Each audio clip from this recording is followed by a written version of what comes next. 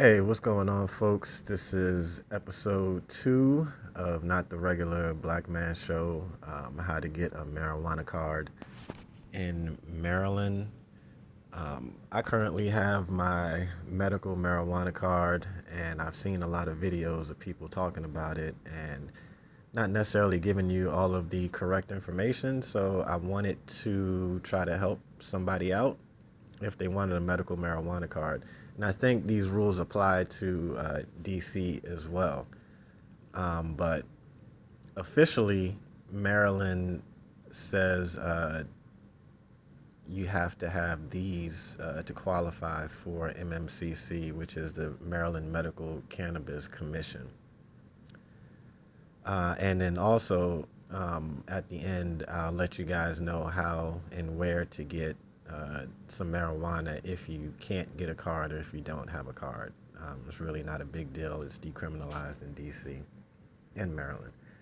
But on the website, it says anorexia, cachexia. I have to look that up. I don't know what that is. Chronic pain, glaucoma, PTSD, severe pain, severe nausea, seizures, severe or persistent muscle spasms, along with wasting syndrome. Now, I'm assuming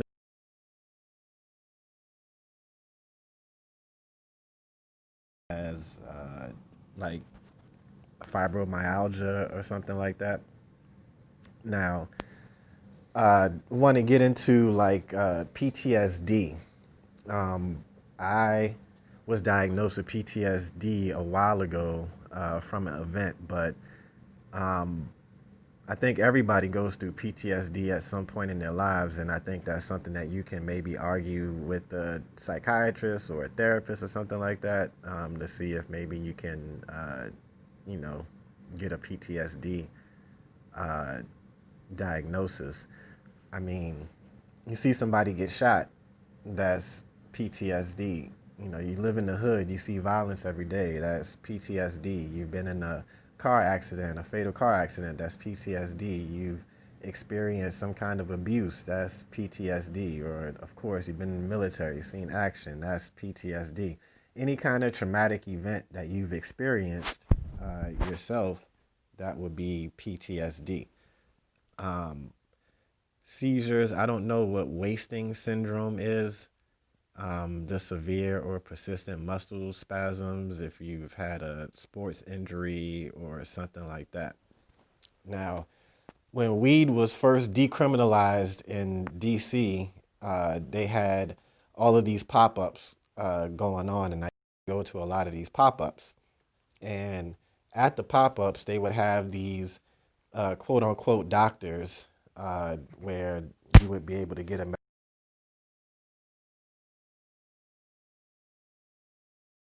that type of deal. So that still exists, and I don't think you necessarily have to have a legitimate diagnosis or something. They'll probably say that you have PTSD or something like that. Um, like I said, the pop up still exists. So even if you don't have a medical marijuana card, you can look on uh, marijuanas.org or just Google up weed events in DC and it'll pop up. Also, Eventbrite has a lot of stuff for people who don't have medical marijuana cards. So let's just say that you do fall under the category of those things, then you have to get diagnosed. I'm not sure if you can get diagnosed by a regular doctor, but it's probably like a therapist or something like that, or a psychiatrist. And then I guess you have a piece of paper they can give you, and you go see one of these marijuana doctors, and they basically just ask you a couple of questions and put in your paperwork, and that same day you're able to go to the dispensary and get some weed. And like I said, in Maryland, I've seen it cost as much as $300, but usually it's about $100, $150, $200 to renew it. and you have to renew it every year with a doctor. And it's kind of confusing because the card doesn't expire until for like another 3 or 4 years, but you actually have to get it renewed with the doctor every year. So just because your card doesn't expire doesn't mean that you don't have to register with the doctor every year. Um, so Maryland does have a couple of doctors that you can go to without having a medical marijuana uh, condition. I know a couple of those doctors. If you like, put in the description or the comments, I can give you some of their information and see if you can go there. And then also, it's a little bit easier during COVID. I've seen a lot of doctors doing these appointments online and over Zoom and that kind of thing. So it's a little bit easier. Probably might just have to mail in the diagnosis or what have you. So I'm in Prince George's County. It doesn't really matter what county you're in. In Maryland, this all is the same. And somebody from Maryland, you can go to a DC doctor also to get it. So that's not an issue either. So back to uh, Washington, D.C. Now, if you can get a medical marijuana card in DC, and also if you get a medical marijuana card in Maryland, you're also good to get weed. You have reciprocity in DC, and whenever Virginia gets a dispensary, I believe we should have reciprocity out there also. But right now, they're not selling any flowers. But DC accepts people from out of state, several places.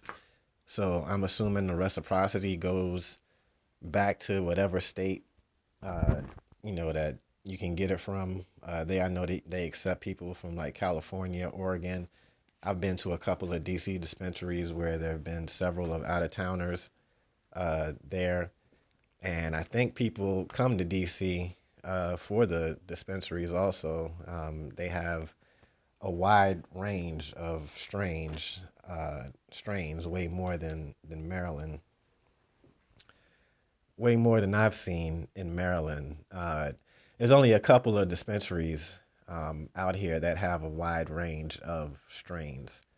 And you can look on Weed Maps, you can look on Leafly, you can also look on weedmaps.com. No, I said Weed Maps. I meant Where's Weed. I'm sorry.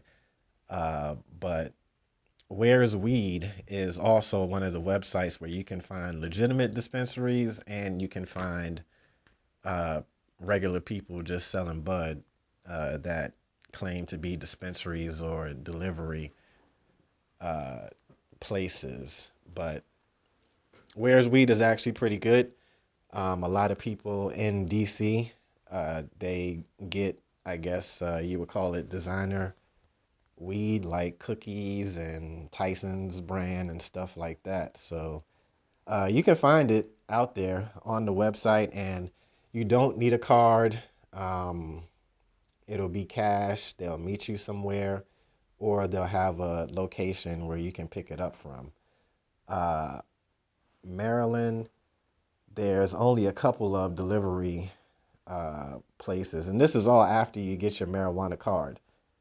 Um, there's a couple of places. One is a G Leaf. Another one is some other dispensary, but they're not as big. They don't have a variety like DC. The dispensary delivers, and they only deliver what they have at that dispensary, as opposed to Where's Weed, whatever's on their menu.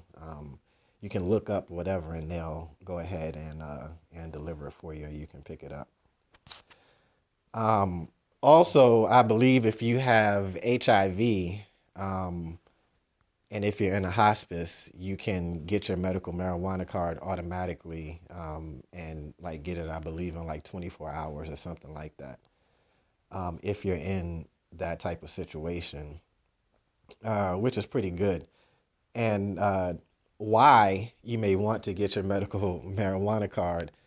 Um, I know for a lot of people, they want to get off of medication, or medication isn't something that they want to do. So they can switch to medical marijuana and try to wean themselves off, or just try to live a little bit differently, you know? Um, you may be thinking that the dispensary may only have flower marijuana, but they have all types of marijuana. They have oil, they have edibles, they have tinctures, they have candies. So there are multiple things that you can use for treating whatever you have without actually smoking marijuana. I would suggest like maybe some RSO oil or a tincture or something like that, where you can just dab it and put it in your mouth, and like an hour later, you're feeling pretty good. Um, Definitely helps for anxiety. One thing that's good about the dispensary and the strains, they will actually help you, and they'll tell you. They'll say, what are you looking for? Are you looking to sleep? Are you looking for depression, to help with depression? Are you looking to help with anxiety? And those guys are pretty good about finding the best strain for you. They know about sativas and indicas and terpenes and stuff like that. I can do a podcast a little bit later on about that as well. Indicas, sativas, and the hybrids, and which ones might be good for you, or which ones that you can pick. Because it's a doozy. Once you start getting into this marijuana thing, is really kind of wild. But if you're thinking that if you get a medical marijuana card that you can't get medication anymore, or maybe that's something your doctor told you, that you can't get your medication anymore, that is actually false. I don't know if they've changed it now, but I know for a fact that you can go to certain places and still get, your regular medication along with your medical marijuana card. It is a state issuance type of deal, so it's in your background, so you can't do things like get a gun, that type of deal. Um, doesn't have anything to do with driving. I've been able to apply for Uber and Lyft and stuff like that, and that not showing up, or not me getting denied for stuff like that, so that's a good thing. It's basically pretty secret from what I can tell. Like I said, I've had it for a couple of years now, and it hasn't really interfered with any of my health care or anything like that. But I don't take any medication anymore either. So, but I do know that if I want to go down to the doctor or whatever and get some type of pills or something like that, having a medical marijuana card is not going to stop me from getting it. So hopefully, if that was a stigma that was stopping you from getting your medical marijuana card, hopefully that's something that will, you know, help you. And I'm sorry for saying and stuff a lot, so I'm trying to definitely get better with my speaking and better with the podcast. Just to let you guys know a little bit, it takes a whole lot to do a little podcast, 30 minutes or an hour. It takes a whole lot to just talk a lot, and hopefully I will be getting better. Maybe I can get a partner or something like that. But one other thing I do want to talk about, the weed out here, there's several different kinds. Like now there's regular flour, and I discussed a little bit about the oil, but one thing that's kind of sweeping the area out here now are dabs. And dabs are also marijuana oil, but it's something that I guess you smoke in a pipe. They call it a rig, and you supposedly get super duper high. And I've done it a couple of times, but it hasn't been the experience that everybody else has had. But I have done it a couple of times, but for me, it's just a little bit too much work to be done. But just letting you know about the things that's going on out here. Also, you have moon rocks, just different kinds of things that people are trying out, which would be, you know, top shelf flour dipped in THC oil, rolled in keef or rolled in shake or something like that, or some other kind of flour mixed with hash or mixed with shake or keef or something like that. So people are mixing it up and doing different things and selling it. I'll put some pictures up uh, during this podcast as well so you can see some of the products that are being offered out here. Um, One thing that I really like is the Moon Rock pre-roll, the caviars that are at the dispensary. um, and you can also, to start the process, uh, talking about it late in the podcast, but to actually start the process, you would go online and then look up MMCC and start an application. Now, you just need a picture of your license, and I'm not sure if you need no, I don't think you need your diagnosis sheet or anything like that. All you're doing is setting up your account on MMCC, set that up, get your username and your password and stuff like that, and I think you put in what you have, but you don't upload any documents except for your picture. After that, have to wait for it to get approved, and then once it gets approved, then you're good. Then you go to a doctor, and after you go to the doctor, that same day after your appointment, then you should be approved and able to get 120 grams of flour a month. And I forgot, I think it's like 18 or 20 grams of THC oil a month. Now, talk about the rolling 30 count that you have every month for medical marijuana. So, um, I keep saying, but the amount that you have, let's say it's December 12th and then it's January 12th, you don't get your points back. You don't get your grams back on January 12th. What happens is it's called a rolling 30. Rolling 30 day count. So that is whatever day, if you get 5 grams on the 12th, you get 5 grams on the 13th, you get 20 grams on the 14th. Those are the days of the month that you're going to get it back. So you're not going to get everything back on the 12th. You're going to get the 5 grams back on the 12th that next month, the 5 grams back on the 14th the next month. It's kind of weird. And when it first started, a lot of people were running out of grams, and they couldn't get a lot of grams that they wanted or they needed, or they were running out at the end of the month, and they didn't understand why. Everybody thought it was just a 30-day count, and they had to explain to everybody that it was a rolling 30-day count. Also, everything is not necessarily protected or safe at the dispensary.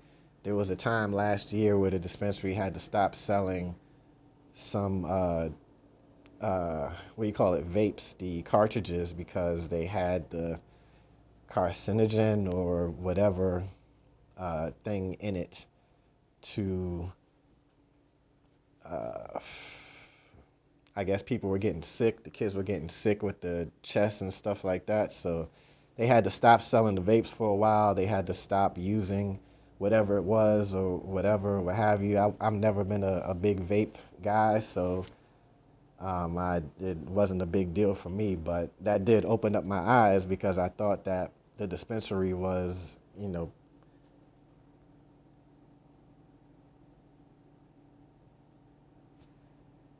what the fuck?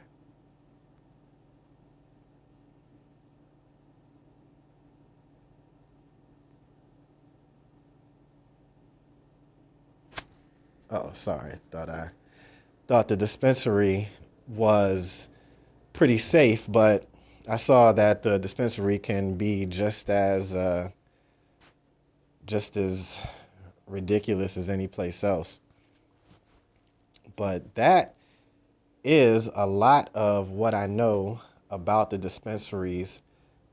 Like I said, Maryland dispensaries are okay. Um, I can tell you from experience that there are a couple of good dispensaries in Anne Arundel County, a lot of pretty good dispensaries in Baltimore. Prince George's County, you would probably be best to go to Laurel. I can put down names and stuff like that a little bit later. Or if you want, just ask me. Uh, Baltimore and DC is definitely the best as far as the strains go, the selections and stuff like that. So we can also carry up to 2 ounces on us. And this is anybody. This doesn't just go for the medical marijuana. This just goes for any regular Joe. You can have up to 2 ounces of marijuana on you in Washington, D.C., and Maryland. And now probably Virginia without getting in any trouble. You would just get a ticket. You wouldn't get locked up or anything like that. So that's a good thing. So also goes along with the expungement rules that I was talking about with the last uh, podcast. Now, one thing that I am looking into right now is trying to find out how these medical marijuana purchases can be deducted from my taxes.